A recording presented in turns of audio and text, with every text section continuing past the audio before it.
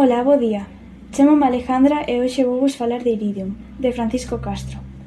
Francisco Castro Veloso naceu en Vigo o 27 de outubro de 1966 e é un escritor e editor galego.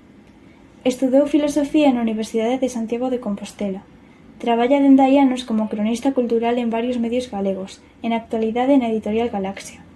Algunhas das súas obras máis coñecidas son Chamademe Sinbad, Tantos anos de silencio e O ceo dos afogados. Iris é unha rapaza de 18 anos que ten heterocromía iridium, unha patoloxía que se caracteriza por ter un ollo de cada cor, a cala volveu unha coñecida instagramer. Tras ser atropelada e pasar varios meses en coma e en rehabilitación, Iris terá que aprender a facer todo dende cero e loitará para que a traten como a outra adolescente calquera. Tamén terá que facer cara ao seu exmozo e ao seu compañeiro con mala reputación. A min gustoume moito e penso que é un libro curto e moi entretido de ler. A historia é interesante e engancha dende o primeiro capítulo. O meu personaxe favorito é Iris porque admiro moito como trata de refacer a súa vida e a súa forza de vontade. Iso é todo. Adeus.